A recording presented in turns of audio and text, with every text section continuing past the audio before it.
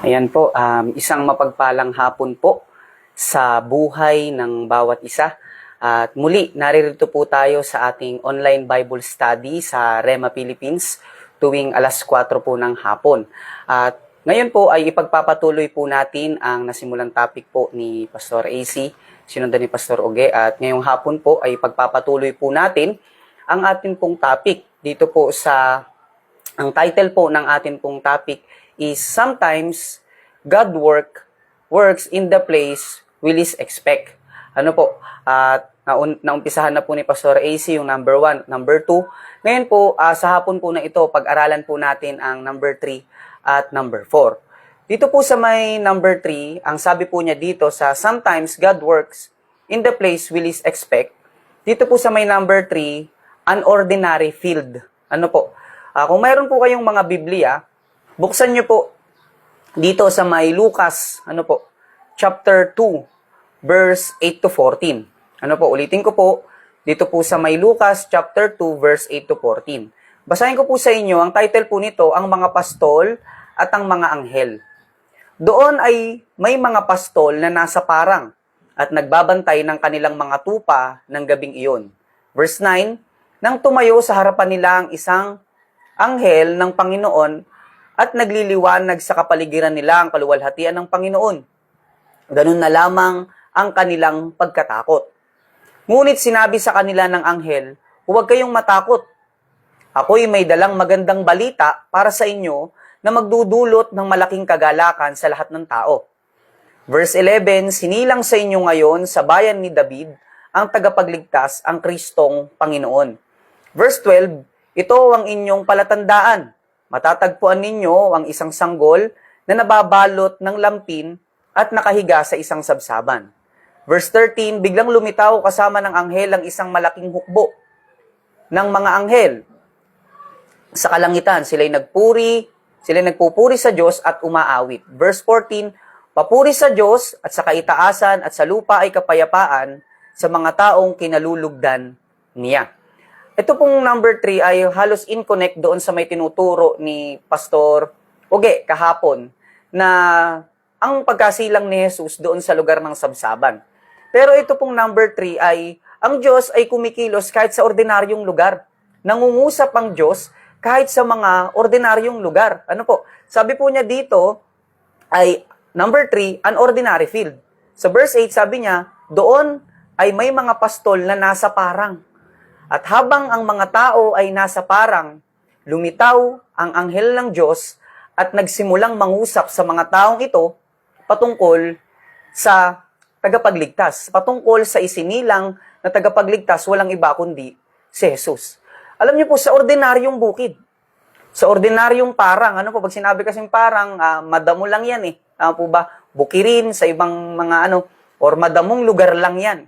Pero, ang Diyos ay nangusap sa mga taong ito. At ang kinausap niya, take note, ang sabi niya, mga pastol. Alam niyo po, nung unang panahon, ang tingin ng mga tao sa pastol ay, sabi niya dito, marumi. Mababang klase ng tao. Marumi at di mapagkakatiwalaan. Kasi lagi lang silang nasa labas, bawal silang maging saksi. Hindi sila nakakadalo ng kahit na anong piyesta. Hindi sila nakakadalo sa mga big event doon sa lugar nila. Kaya ang tingin sa kanila ay marumi at hindi mapagkakatiwalaan. Isa pa dito ay ang tingin ng mga tao sa mga pastol noon ay mahirap at mga walang pinag-aralan. Hindi kagaya or hindi tulad ng mga iskriba, hindi kagaya ng mga pariseyo, ng mga pari na mataas ang kaalaman, mataas o matalino sila. Pero ang mga pastol ay hindi man lamang nakapag-aral or sila po ay mahirap. Isa pa pong bagay dito ay kailangan 24/7 sila ay nagtatrabaho. At isa pa po dito, yung sabi niya, wala silang day off at ang tulugan nila ay dun lang, sa parang. Dun lang sila sa parang natutulog. Araw-gabi, kaya ang tingin ng mga tao sa kanila ay marumi, mabaho at mababa ang tingin ng tao sa kanila. Pero tignan niyo po, bagamat na ganun ang tingin ng mga tao sa kanila, ganun ang mga tingin ng mga tao sa paligid nila. Sa kanila unang nangusap ang Diyos. Sa kanila unang nagsalita si Jesus. Minsan hindi natin inaasahan, kagaya nga ng title natin, Sometimes God's work in the place we least expect. Minsan hindi natin inaasahan na ang Diyos ay kumikilos sa lugar na kung saan parang parang wala tayong makita na kumbaga parang pagkilos ng Diyos. Minsan hindi natin kayang ma-expect paano maghihimala ang Diyos sa bagay na ito. Paano magsisimulang kumilos ang Diyos sa ganitong sitwasyon. Pero kapag niloob ng Diyos, kapag ginusto ng Diyos na kumilos siya, kahit na sabihin natin na kabukiran man yan, or kahit na sabihin natin ngayon man ay mabababang klase ng tao, kapag nagsimulang kumilos ang Diyos, hindi matter kung maganda man ang lugar, kung matalino man ang tao, kundi ang matter is yung laman ng puso ng mga tao doon sa pagkilos ng Diyos. Bakit kaya hindi nangusap ang Diyos, or bakit kaya hindi bumaba ang anghel ng Diyos sa simbahan o sa templo? Bakit mas pinili ng anghel ng Diyos o ng Diyos doon sa parang? Bakit doon mas pinili ng Panginoon na mangusap sa mga tao? Isang bagay po kasi dito ay para mas maipakita na pwede natin siyang maabot. Maipakita na kahit sa mabababang klase ng tao, ang Diyos ay pwedeng abutin. Isa pa po dito sinasabi niya na yung mga pastol ay hindi ginagawang saksi. Alam niyo po yun, like for example, sabihin natin, mayroon pong nangyaring krimen at ang kukunin mong witness ay isang pastol, alam niyo po, hindi nila yan papaniwalaan. Hindi nila i-acknowledge yung patotoo niyan. Hindi nila papauohan o pabubulaanan nila yung testamento nung pastol na yun, kasi nga pastol lang siya at walang gaano naniniwala sa kanya, hindi naniniwala sa kanya ang mga tao. Pero alam niyo po, bagamat na ganun, siya po o yung mga pastol na ito ang unang naging saksi na ang Diyos ay ipinanganak, o isa sa mga naging saksi na ang Diyos, o isa sa mga unang nakakita na ang tagapagligtas ay isinilang ngayon sa lugar ng Bethlehem. Imagine niyo po mga kapatid, minsan isipin natin, nasa ordinaryong lugar ako. Nasa ordinaryo akong simbahan. Sabihin natin, nasa ordinaryo akong lugar. Nasa ordinaryo lang akong sitwasyon. Nasa ordinaryo akong klase ng trabaho. Wala akong ganong kapayak na pamumuhay. Pero kung magiging matapat tayo, pero kung magiging wholeheartedly yung pagsunod at loyalty natin sa Panginoong Hesus, alam niyo po, diyan magsisimulang kumilos. Diyan magsisimulang kumilos, maghimala ang Panginoon sa mga mabababang klase ng tao. Sa mga, sabihin natin, sa mga ordinaryong lugar, sa mga hindi siya masyadong tinatangkilik ng mga tao, diyan mas kumikilos ang Panginoon. Ngayon, nasaan ka ngayong lugar? Nasaan ka ngayong sitwasyon? Ikaw ba ay kagaya ng mga pastol na nasa parang lang? Ikaw ba ay kagaya ng pastol na nasa mga kabukiran lang, na ang kasama lang natin ay ang mga tupa?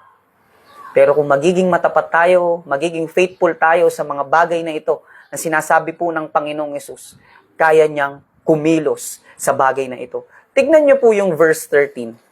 Sabi niya dito, biglang lumitaw kasama ng anghel ang isang malaking hukbo ng mga anghel sa kalangitan. Sila'y nagpuri sa Diyos at umaawit. Imagine mga kapatid, wala silang magarang church. Wala silang magarang simbahan. Walang magarang instrumento that time. Pero doon sa parang na yon at sa mga mababang klase ng tao na yon, na tingin ng mga tao, mababa lang sila. Doon bumagsak yung tinatawag na pagpupuri. Doon bumagsak yung tinatawag na glory. Doon bumagsak yung presence ng Panginoon. Hindi matter sa Lord kung ano yung estado ng pinalalagyan mo ngayon. Hindi matter sa Lord kung maganda ba or okay ba yung simbahan na kinalalagyan natin ngayon. Quality ba or hindi quality yung instrumento na ginagamit mo. Pero kapag nakita nga ng Diyos yung heart mo, sinasabi ng Panginoon, babagsak yung tinatawag na pagpupuri.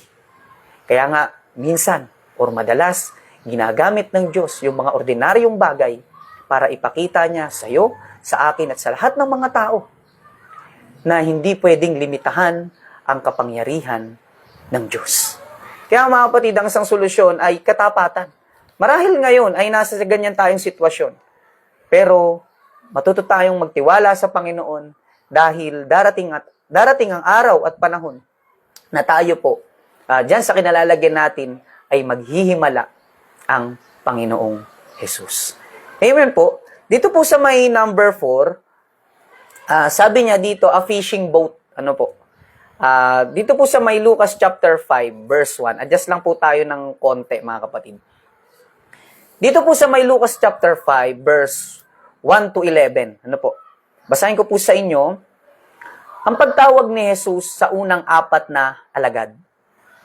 Sabi po niya dito sa verse 1, minsan habang nakatayo si Jesus sa tabi ng lawa ng Genesaret, nagsisiksikan ang napakaraming tao sa paglapit sa kanya upang makinig ng salita ng Diyos. May nakita siyang 2 bangka sa baybayin. Nilisan ng mga mangingisda ang kanilang mga lambat at wala sila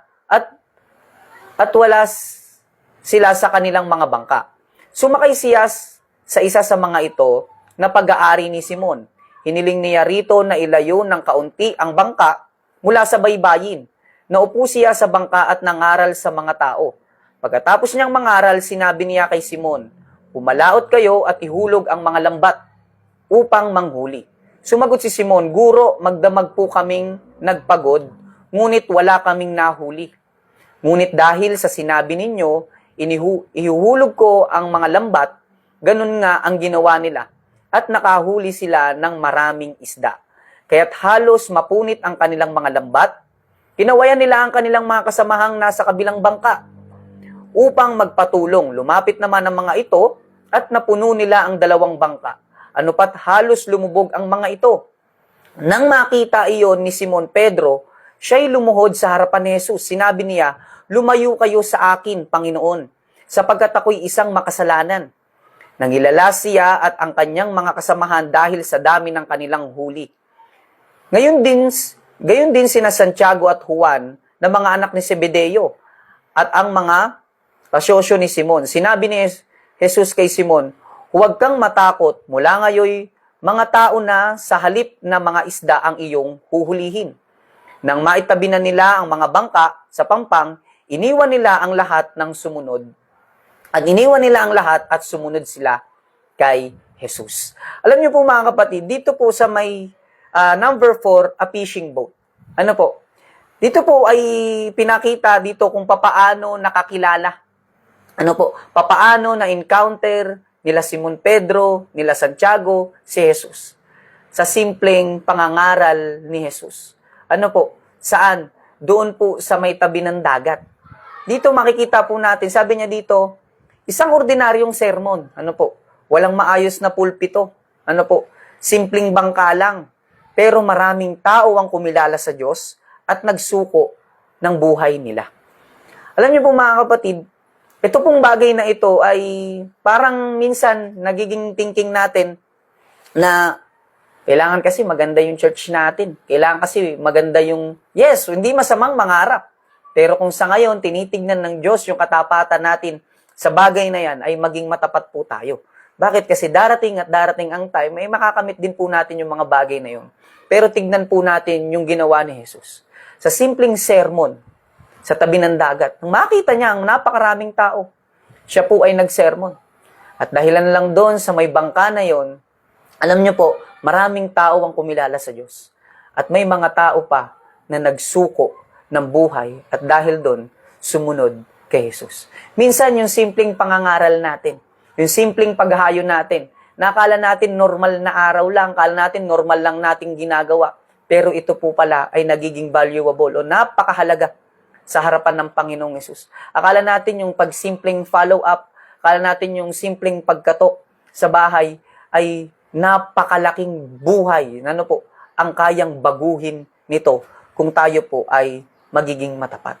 Alam niyo po, sinabi niya dito, ikaw, handa ka bang maging bangka para mahayag ang salita ng Diyos? Ano po? Tayo ngayon, willing ba tayong maging bangka para mahayag ang salita ng Diyos? Ibig sabihin, willing ka ba na kasangkapanin ng Panginoong Hesus? Kahit na sabihin natin na, hindi kasi ako magaling. Hindi kasi ako marunong, hindi ko kaya, utal ako magsalita. Pero ang sinasabi ng Panginoong Hesus, kung magiging willing ka, kung magiging masunurin ka, alam niyo po mga kapatid, ay kayang-kaya tayong gamitin ng Panginoong Hesus para sa an extraordinary na gawain. Yes, ang Panginoong Hesus ay madalas gumamit ng mga hindi natin inaasahan. Minsan kasi nakakalimutan natin na tumingin sa Diyos. Madalas ay tumitingin tayo sa kung ano ang hawak natin. Madalas ay tumitingin tayo sa kung ano yung kakayanan natin. Madalas ay tumitingin tayo sa kung ano ang meron dapat tayo. Dapat kapag tumayo ako sa harapan, dapat magaling ako. Dapat kapag humawak ako ng instrumento, magaling ako. Hindi po ganon. Ang itinuturo po sa atin dito ng Biblia na kung bakit nga ba ang Diyos ay madalas gumamit ng hindi natin inaasahan ay para magtiwala, manampalataya, at umasa tayo sa Diyos. Huwag tayong umasa sa ating galing. Huwag tayong umasa sa ating talento. At kahit nasaan ka man ngayon, pwede kang pagpalain o pwedeng gumawa ng himala ang Diyos sa buhay mo. Kung magiging matapat po tayo. Mga kapatid, balikan lang po natin yung title po natin na Sometimes God work in the place we least expect. Ang itinuturo niya po sa atin dito mga kapatid is nasaan ka man ngayon, ano man yung hawak mo ngayon, malaking bagay man yan, importanteng bagay man yan o hindi, ang sinasabi ng Panginoong Hesus, gagamitin yan ng Diyos. Hindi para sa glory mo, kundi para sa glory ng Diyos. Kaya nga mga kapatid, ito po yung isang bagay na nawa ay maiwan po sa atin na huwag tayong tumingin sa kung ano ang meron tayo. Tignan natin yung mga pangako ng Diyos. Tignan natin yung ginawa ng Diyos sa krus. Tignan natin yung mga promises ng Diyos sa iyo. Tignan natin yung mga revelation ng Diyos sa atin. At kalimutan natin ang ating mga sarili. Bagkus, ang unahin natin o ang tignan natin, mga kapatid, ay kung ano ang sinasabi ng Diyos sa bawat isa sa atin. Mga kapatid, ganun lang naman po kadali yung ma-share ko po sa inyo. Maiwan ko lang po sa bawat isa na kung magiging willing ka, gagamitin tayo ng Diyos. Nasaan ka man ngayon, nasa ordinaryong sitwasyon, handa kang gamitin ng Panginoon. Tayo pong lahat ay umuko, tayo po'y manalangin.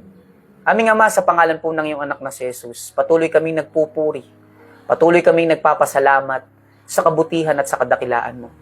Lord, sa kabila ng hindi kami magaling, hindi kami talented, Panginoong Hesus, hindi kami kagaya ng iba na mataas ang pinag-aralan, hindi kami kagaya ng iba na bihasa sila sa mga bagay-bagay, Panginoon. Pero Lord, salamat. Dahil dito, Panginoon, dahilan sa kahinaan namin, mas nakikita yung kalakasan mo. Dahilan sa pagiging mahina namin, mas nakikita yung kapangyarihan mo, Panginoong Hesus. Maraming salamat, O Diyos. Kung may makasamahan ako, Panginoon, na takot ang ihakbang ang kanilang mga paa dahilan sa aming kahinaan, Lord, ito yung araw, Panginoon, na lumakas ang aming pananampalataya dahilan sa iyong mga salita, Panginoon. May kakayanan kami ngayon na sumunod sa iyo. Kagaya, Panginoon, ng parang at ng mga pastol na mababa ang tingin ng mga tao. Pero Lord, sila ay kinausap mo. Sa kanila ka nangusap. Sa kanila ka nagsalita. Sa kanila ka, Panginoon, nagbigay ng revelation, Panginoon. At kagaya ng simpleng bangka, hindi magara, hindi maganda. Pero Lord, ginamit mo para mahayag ang iyong mga salita. Ganon din kami na nakikinig at sa makikinig pa. Kasangkapanin mo kami para sa ikalalaki, ikalalawak at ikalalago ng gawain mo. Lord, hindi kami ang makita, kundi ang glory mo ang mataas sa buhay ng bawat isa sa amin.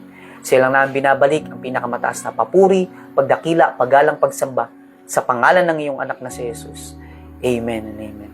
Maraming salamat po sa buhay ng bawat isa at patuloy po tayong sumubaybay sa ating Rema Pills tuwing alas 4 po ng hapon.